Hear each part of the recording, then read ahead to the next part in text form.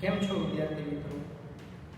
આનંદ મને લાસ્ટ લેક્ચરમાં આપણે રેડોક્સ પ્રક્રિયામાં રિડક્શન, ઓક્સિડેશન, રિડક્શન કરતા અને ઓક્સિડેશન કરતાની રૂઢિગત વ્યાખ્યાઓ જોઈ હતી. જે પ્રક્રિયામાં ઓક્સિજનનો ઉમેરો થાય અથવા હાઇડ્રોજન દૂર થાય તેને ઓક્સિડેશન પ્રક્રિયા કહે છે. તેનાથી વિરુદ્ધ જે પ્રક્રિયામાં હાઇડ્રોજનનો ઉમેરો થાય અથવા ઓક્સિજન દૂર થાય તેને રિડક્શન પ્રક્રિયા કહે છે. પણ વાસ્તવમાં માત્ર ઓક્સિડેશન કે માત્ર રિડક્શન પ્રક્રિયા શક્ય નથી. ઓક્સિડેશન અને રિડક્શન પ્રક્રિયા એક જ સિક્કાની બે બાજુ છે. જ્યાં ઓક્સિડેશન હોય ત્યાં રિડક્શન હોય જ, અને જ્યાં રિડક્શન થશે ત્યાં ઓક્સિડેશન હોય જ. માટે આપણે ઓક્સિડેશન પ્રક્રિયા ન લખતા ઓક્સિડેશન અર્ધ પ્રક્રિયા શબ્દનો ઉપયોગ કરશું, કારણ કે તે માત્ર અર્ધ પ્રક્રિયા છે. રિડક્શન પ્રક્રિયા શબ્દનો ઉપયોગ ન કરતા રિડક્શન અર્ધ પ્રક્રિયા શબ્દનો ઉપયોગ કરશું. ચાલો આગળ વધીએ.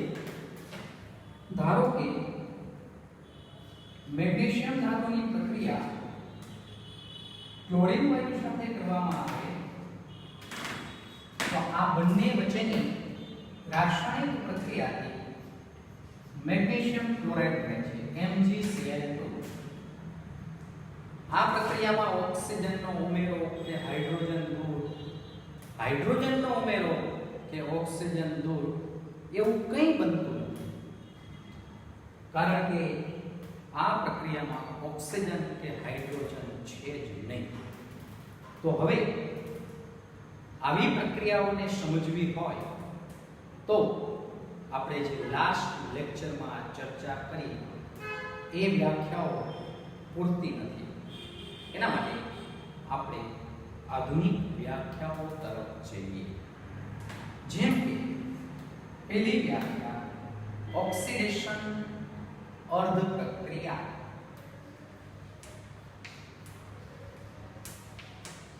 ઓક્સિડેશન અર્ધ પ્રક્રિયા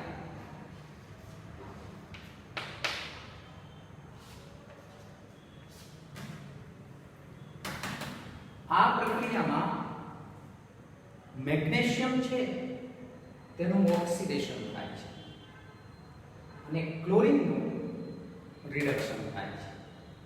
કેમ ખબર પડે? એકદમ સરળ. તમને ખ્યાલ છે કે મેગ્નેશિયમ ધાતુ છે એનો પરમાણુ ક્રમાંક 12.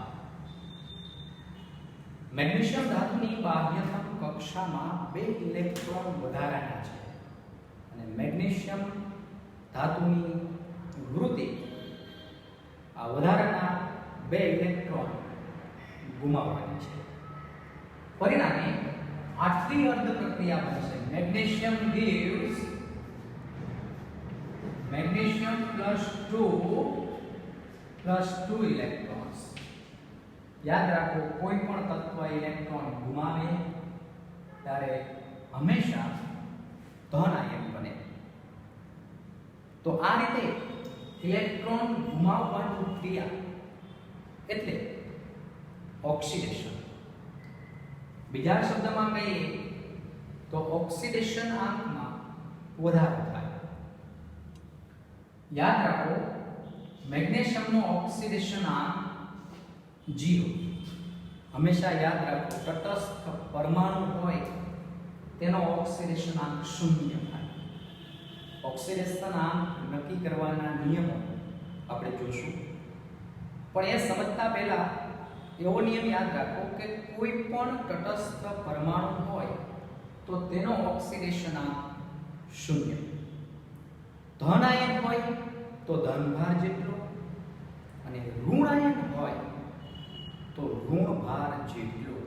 પણ યાદ રાખો એક પરમાણ્વીય માટે આ એક પરમાણ્વીય ધન આયન છે તેના પરનો વીજભાર +2 તો તેનો ઓક્સિડેશનાંક પણ +2.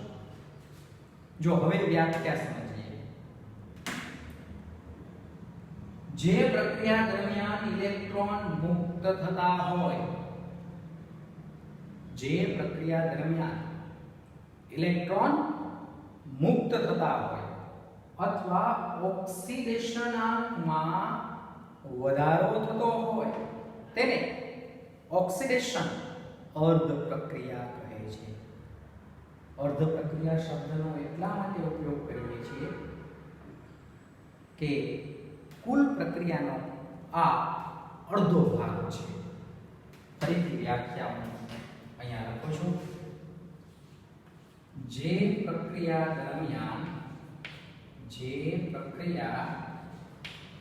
દરમિયાન ઇલેક્ટ્રોન મુક્ત થતા હોય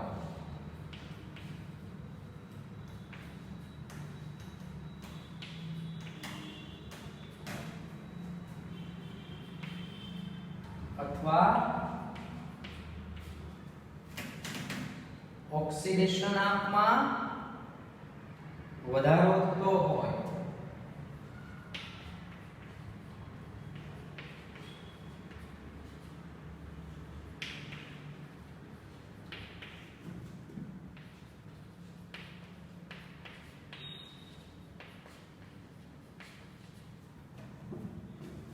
તેને ઓક્સિડેશન અર્ધ પ્રક્રિયા કહે છે.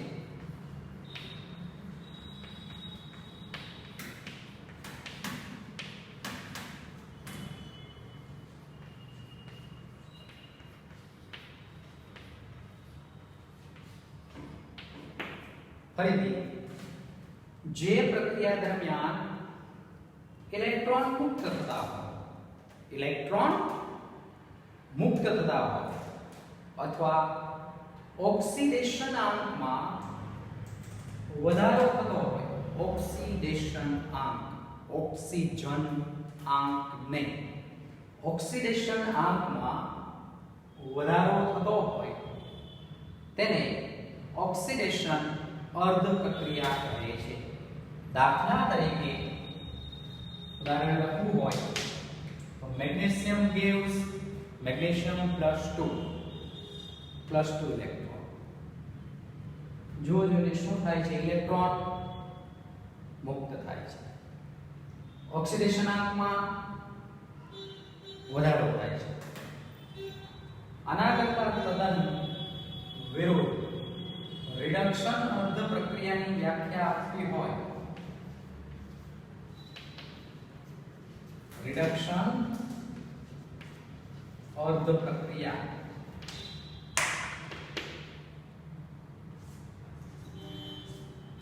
શું કહેશું? ટ્રાય કરો એને જાતે.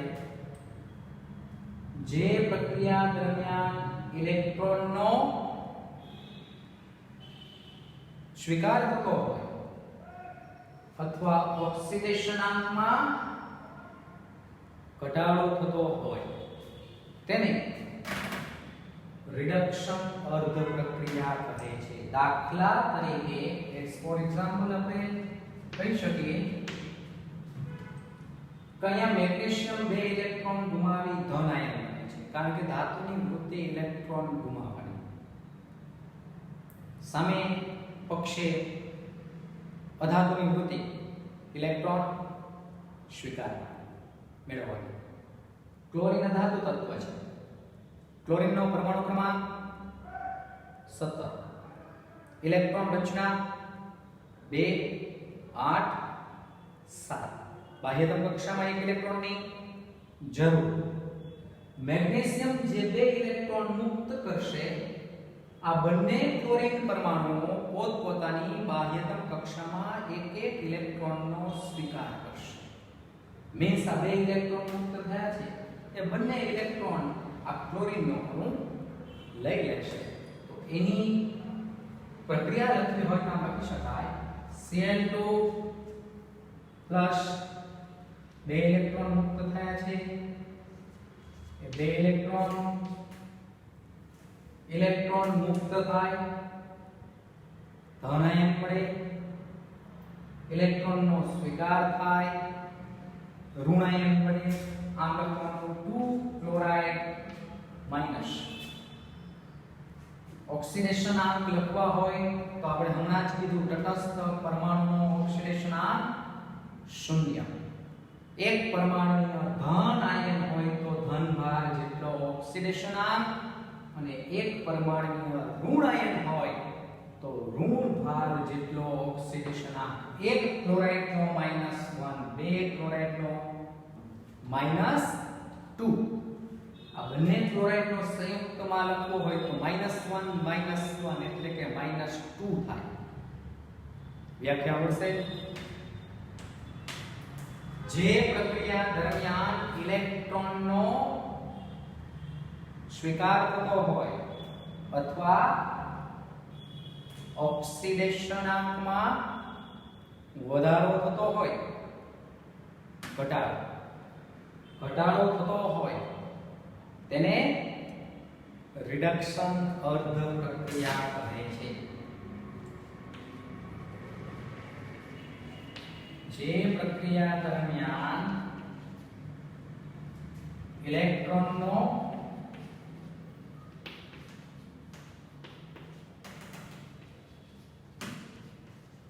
સ્વીકાર થતો હોય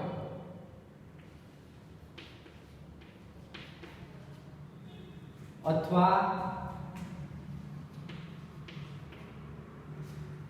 ઓક્સિડેશન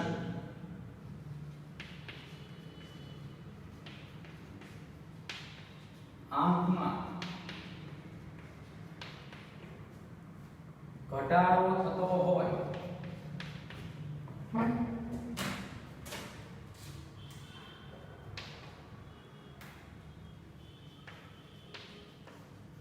તેને રિડક્શન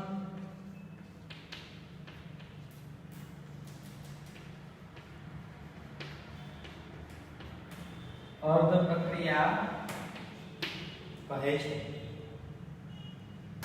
દાખલા તરીકે Cl2 2 electron it's give 2Cl આ રિડક્શન અર્ધ પ્રક્રિયા છે આ ઓક્સિડેશન અર્ધ પ્રક્રિયા છે આ બંને અર્ધ પ્રક્રિયાનો સરવાળો કરશો તો બે ઇલેક્ટ્રોન જમણી બાજુ છે સરવાળો કરો એટલે અને બે ઇલેક્ટ્રોન ડાબી બાજુ છે જમણી બાજુ અને ડાબી બાજુ સમાન હોય તે દૂર થાય તો ઇલેક્ટ્રોન કેન્સલ થશે અને આપણને કુલ રાસાયણિક પ્રક્રિયા આ પ્રમાણે મળશે ફરીથી બે વ્યાખ્યા ઓક્સિડેશન અર્ધ પ્રક્રિયા જે પ્રક્રિયા દરમિયાન ઇલેક્ટ્રોન મુક્ત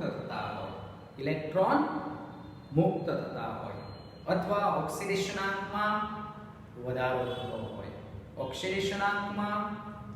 થતો હોય તેને ઓક્સિડેશન અર્ધ પ્રક્રિયા કહે છે જે પ્રક્રિયા દરમિયાન ઇલેક્ટ્રોનનો સ્વીકાર થતો હોય અથવા ઓક્સિડેશનાંકમાં ઘટાડો થતો હોય તેને રિડક્શન અર્ધ પ્રક્રિયા કહે છે ત્રીજી વ્યાખ્યા ઓક્સિડેશન કરતા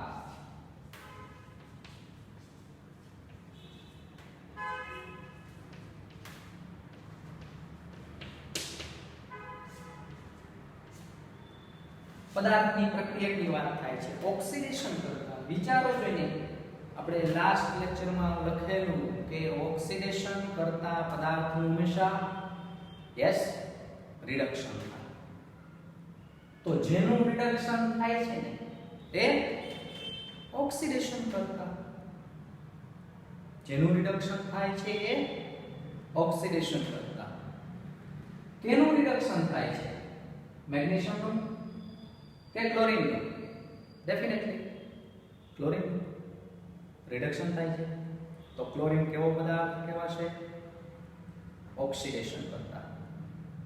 શું વ્યાખ્યા આપશો? જે પ્રક્રિયક ઇલેક્ટ્રોન સ્વીકારીને ઓક્સિડેશન આંકમાં વધારો કરે છે અથવા પોતે ઘટાડો અનુભવે છે તેને ઓક્સિડેશન કરતા કહે છે. ફરીથી વ્યાખ્યા લખું છું. જે પદાર્થ ઇલેક્ટ્રોન સ્વીકારીને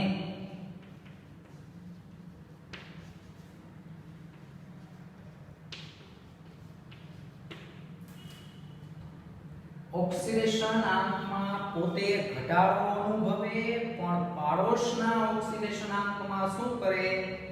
વધારો. કારણ કે ક્લોરીને ઇલેક્ટ્રોન સ્વીકાર્યો ને ત્યારે આ ઇલેક્ટ્રોન મુક્ત કરે છે. એટલે આના ઓક્સિડેશન આંકમાં જે વધારો થયો એના માટે ક્લોરીન જવાબદાર છે. જો ક્લોરીન ઇલેક્ટ્રોન ન સ્વીકારે તો ઇલેક્ટ્રોન મુક્ત થવાની કોઈ ચર્ચા શક્ય નથી. તો લખી શકાય જે પદાર્થ ઇલેક્ટ્રોન સ્વીકારીને ઓક્સિડેશન આંકમાં વધારો કરે છે અથવા પોતે ઘટાડો અનુભવે છે. જે પદાર્થ ઇલેક્ટ્રોન સ્વીકારીને ઓક્સિડેશન આંકમાં વધારો કરે છે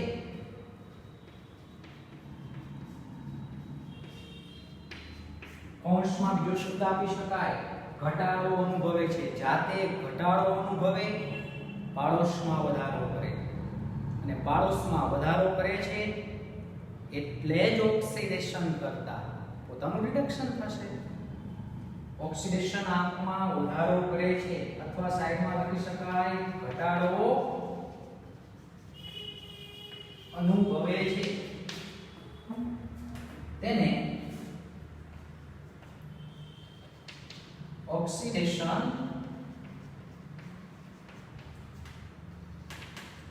કરતા કહે છે.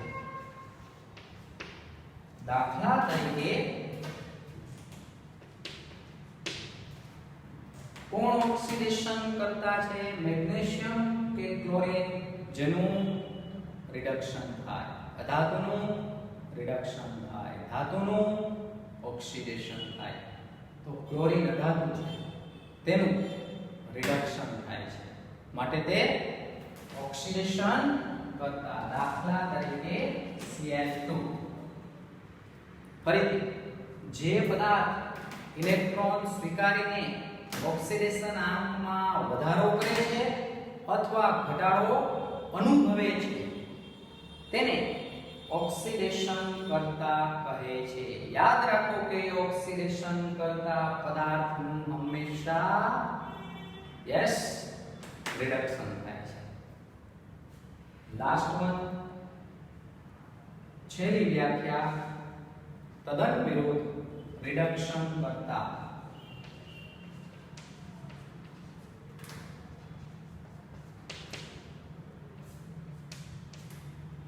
શું લખશો? તદ્દન વિરુદ્ધ. જે પદાર્થ ઇલેક્ટ્રોન ગુમાવીને ઓક્સિડેશન આંકમાં ઘટાડો કરે છે પોતે વધારો અનુભવે છે તેને રિડક્શન કરતા કહે છે. આવડશે? જાતે ટ્રાય કરવાની. જે પદાર્થ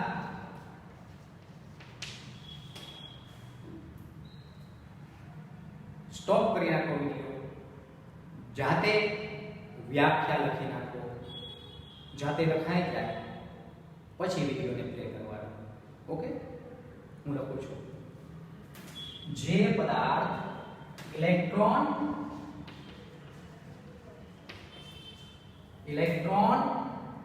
ગુમાવીને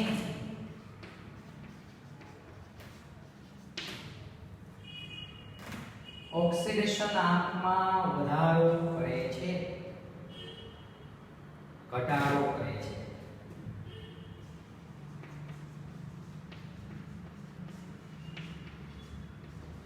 ઓક્સિડેશન આંકમાં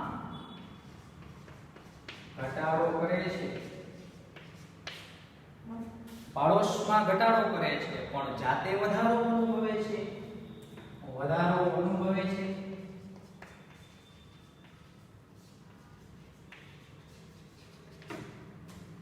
તેને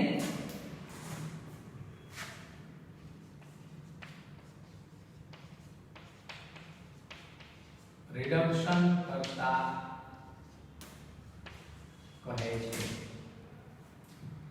દાખલા તરીકે ધાતુ તત્વની વૃત્તિ ઇલેક્ટ્રોન ગુમાવવાની છે, ઓક્સિડેશનાંકમાં વધારો અનુભવે, ઘટાડો કરે, બરાબર. એટલે ધાતુ તત્વ મેગ્નેશિયમ છે એ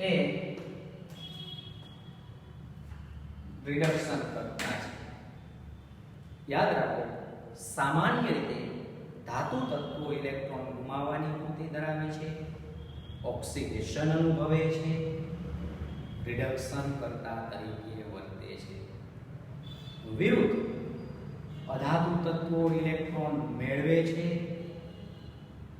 રિડક્શન અનુભવે છે અને ઓક્સિડેશન કરતા તરીકે વર્તે છે. વિદ્યાર્થી મિત્રો, અહીં સુધી આપણે ઓક્સિડેશન એટલે શું, 4 મુદ્દા એવા. ઓક્સિજનનો ઉમેરો થાય, હાઇડ્રોજન દૂર થાય, ઇલેક્ટ્રોન મુક્ત થાય, ઓક્સિડેશનાંકમાં વધારો થાય. સેમ રિડક્શન એટલે પણ 4 મુદ્દા એવા. હાઇડ્રોજનનો ઉમેરો, ઓક્સિજન મુક્ત થાય, ઇલેક્ટ્રોનનો સ્વીકાર થાય, ઓક્સિડેશનાંકમાં ઘટાડો થાય. ઓક્સિડેશન કરતાના પણ 4 મુદ્દા આવેલા. જે પદાર્થ ઓક્સિજન આપે, હાઇડ્રોજન મેળવે, ઇલેક્ટ્રોન મેળવે, ઓક્સિડેશનાંકમાં ઘટાડો અનુભવે, વધારો કરે. રિડક્શન કરતાના પણ 4 મુદ્દા. જે પદાર્થ હાઇડ્રોજન આપે, ઓક્સિજન મેળવે, ઇલેક્ટ્રોન મુક્ત કરે, ઓક્સિડેશનાંકમાં વધારો અનુભવે, ઘટાડો કરે, તેને રિડક્શન કરતા કહે છે.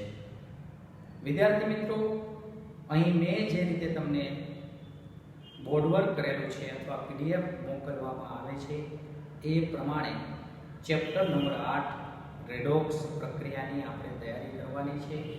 અને ન સમજાય એ મુદ્દો વારંવાર રિપીટ કરીને અથવા કોઈ પણ રીતે ન સમજાય તો શબ્દને પૂછીને પણ આપણે તૈયાર કરવાનું છે. ખૂબ ઉપયોગિતા ધરાવતું ચેપ્ટર છે.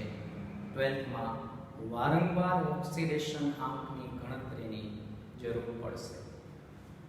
શબ્દ આવ્યો છે નવો, ઓક્સિડેશન આંક, ઓક્સિડેશન આંક, ઓક્સિડેશન આંક, ઓક્સિડેશન આંક. ઓક્સિડેશન આંક એટલે શું, જેની આપણે ટૂંક સમયમાં ચર્ચા કરશું. પણ અત્યારે એટલું યાદ રાખીએ કે તટસ્થ પરમાણુ હોય તો તેનો ઓક્સિડેશન આંક શું હોય. એક પરમાણુય ધન આયન હોય તો ધન ભાર જેટલો ઓક્સિડેશન આંક, અને એક પરમાણુય ઋણ આયન હોય તો ઋણ ભાર જેટલો ઓક્સિડેશન આંક. અસ્તુ.